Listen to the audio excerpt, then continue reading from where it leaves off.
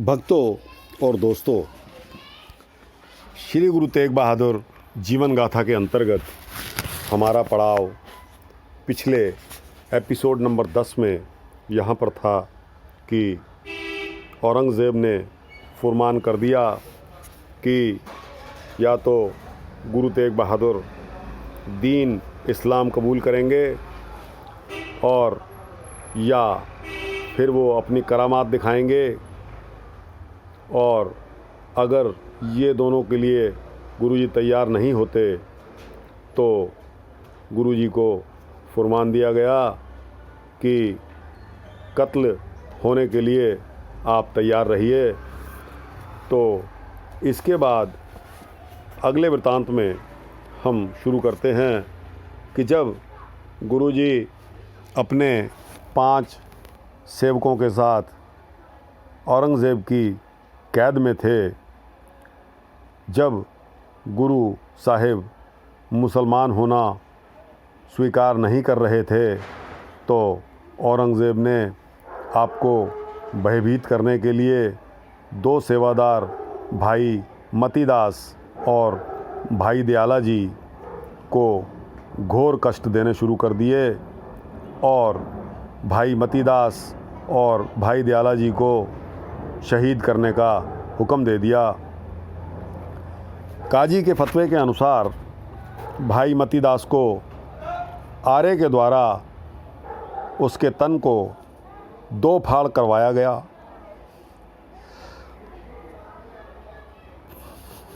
बोले सोनेहाल सत श्री अकाल। भाई मतीदास के तन को जब चिरवाया गया और भाई दयाला जी को पानी की उबलती देग में डालकर आलू की तरह उबाला गया, तो दोस्तों और भक्तों, कितना गमगीन माहौल रहा होगा, आप खुद इसका हिसाब लगा सकते हैं और इसका अंदाज़ ले सकते हैं कि हमारे हिंदू धर्म पर कितने कुठाराघात इन मुसलमान कुशासकों ने किए। लेकिन इतने बलिदानों के बाद भी आज हमारा हिंदू धर्म अगर ज़िंदा है तो श्री गुरु तेग बहादुर जी के और उनके परिवार, उनके सुपुत्र गुरु गोविंद सिंह जी और उनके अनुयायी, उनके भक्त, जिन्होंने इस ठंडी जमती हुई सर्दी में अपने बलिदान दिए, उनके लिए मैं आपसे प्रार्थना करूंगा कि एक बार मेरे साथ जयकारा बोलिए। बोले सोनेहाल सत श्री अकाल। तो मैं कह रहा था कि काजी के फतवे के अनुसार भाई मतीदास को आरे से चिरवाकर 2 फाड़ करवाया गया और भाई दयाला को पानी की उबलती हुई देग में डालकर आलू की तरह उबाला गया। दोनों धर्मी सिखों ने अपने आप को हंस हंस कर कुर्बान कर दिया और जपजी साहब कहा पाठ करते रहे और वाहिगुरु शब्द उच्चारण करते रहे और सचखंड में जा बिराजे। जब इनकी हत्या कर दी बादशाह ने, तो हत्या करने के पश्चात बादशाह ने गुरु तेग बहादुर जी को संदेश भेजा कि यदि आप मुसलमान नहीं होगे, नहीं होना पसंद करोगे, तो तुम्हारे साथ भी यही व्यवहार किया जाएगा। बाकी 3 सिख, भाई गुरदित्ता, भाई उदो और भाई चीमा, अब गुरुजी के पास रह जाते हैं गुरुजी ने अपना अंतिम समय पास देखकर इन तीनों को वचन दिया कि तुम अपने घरों को चले जाओ, अब यहाँ रहने का कोई फ़ायदा नहीं है। उन्होंने प्रार्थना की कि हे महाराज, हमारे हाथ पैरों की बेड़ियाँ अभी लगी हुई हैं तथा द्वारों में ताले लगे हुए हैं और हम कैद में हैं, हम यहाँ से किस प्रकार निकल सकते हैं। तो गुरुजी ने वचन दिया कि आप इस शब्द का काटी बेड़ी पगहुते गुरकीनी बंद खलास का पाठ करो। काटी बेड़ी पगहुते गुरकीनी बंद खलास।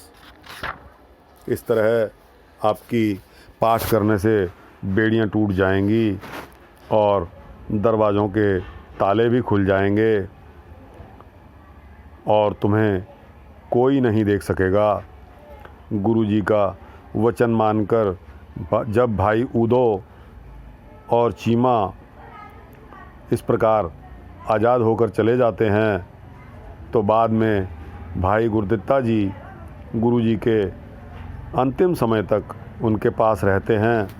गुरुजी ने अपनी मस्ती में उस समय यह श्लोक पढ़ा। श्लोक महला 9वां। संग सखा सब तज गए, को न निभिहो साथ, कहो नानक एह विपद में, टेक एक रघुनाथ।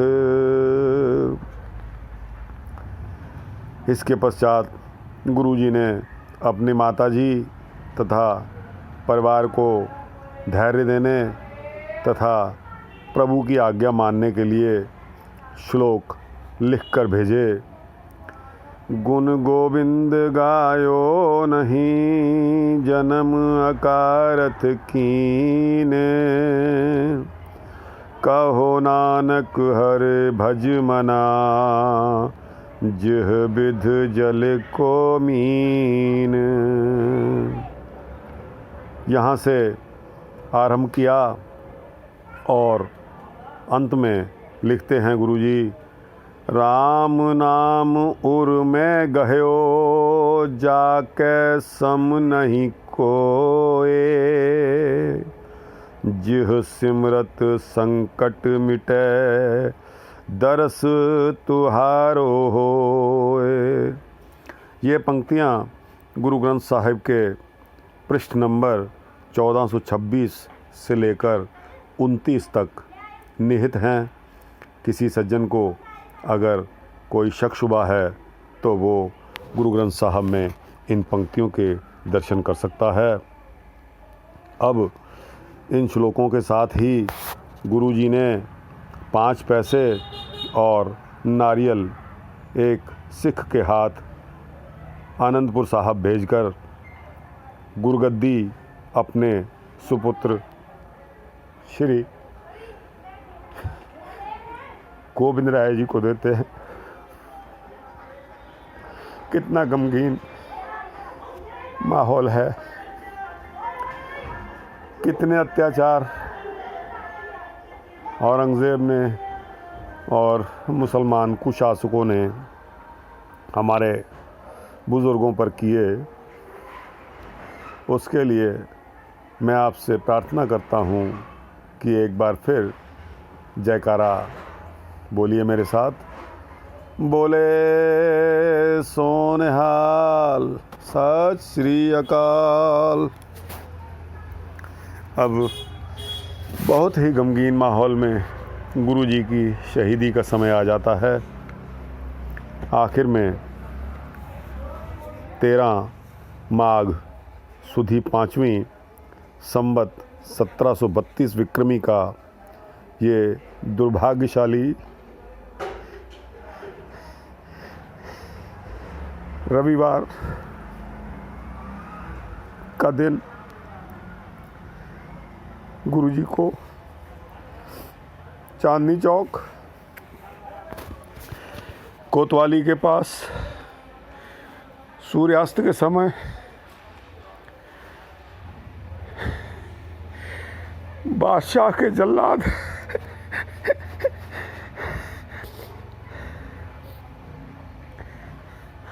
ने तलवार के एक वार से शहीद कर दिया।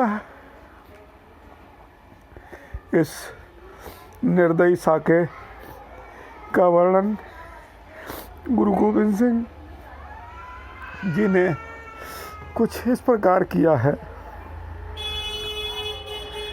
तेग बहादुर के चलत भयो जगत को शोक है सब जग भयो जय जय जय सुरलोक। यह पंक्तियाँ श्री गुरु गोविंद सिंह साहब ने अपने दशम ग्रंथ के विचित्र नाटक अध्याय 5 में लिखी हुई हैं। अब क्या होता है कि जल्लाद ने तलवार के एक वार से गुरुजी को शहीद कर दिया। इस अत्याचार के समय इतिहासकारों ने लिखा है कि बहुत ही भयानक काली आंधी चली, जिसके अंधकार में आप जी का पवित्र शीश भाई जीवन सिंह, जिसका उपनाम भाई जैता भी था, अपने कपड़ों में गुरुजी का शीश लपेटकर जल्दी जल्दी करके निकल जाता है और शीश को आनंदपुर साहब की तरफ, जहां गुरु गोविंद सिंह साहब जी ने अपना पड़ाव किया हुआ था, वहां ले जाता है। यहाँ आप जी के शीश को बड़े सत्कार, वैराग्य और शोक रहित अग्नि भेंट किया जाता है। इस स्थान पर गुरुद्वारा शीशगंज सुशोभित है।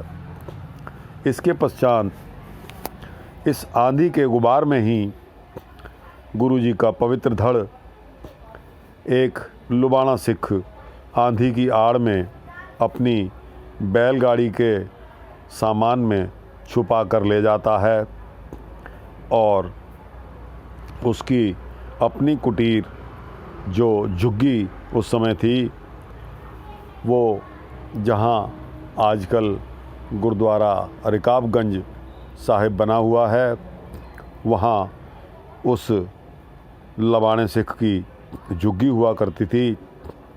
जब धड़ को वो बैलगाड़ी में डालकर अपनी झुग्गी तक तो ले गया, लेकिन उसके मन में ये शक हो गया कि अगर मैं धड़ का संस्कार इस प्रकार करूँगा तो शायद पकड़ा जाऊं। लेकिन इसके साथ ही उसको एक युक्ति सूझती है कि खस टट्टियों की बनी हुई झुग्गी में गुरुजी के धड़ को वो रखकर अपनी झुग्गी में ही आग लगा देता है और गुरुजी का संस्कार होने में सहायक होता है। उसकी झुग्गी के स्थान पर आजकल गुरुद्वारा रकाबगंज साहिब सुशोभित है। आप दर्शन कर सकते हैं और यहाँ हर समय लंगर वितरित किया जाता है। समय इजाज़त नहीं देता और यह वृत्तांत यहीं पर हम समाप्त करते हैं। इसके बाद हम दसम पातशाह श्री गुरु गोविंद सिंह साहब जी की बारे में आपको सुनाएंगे। तब तक के लिए वाहिगुरु जी का खालसा, वाहिगुरु जी की फतेह। धन्यवाद।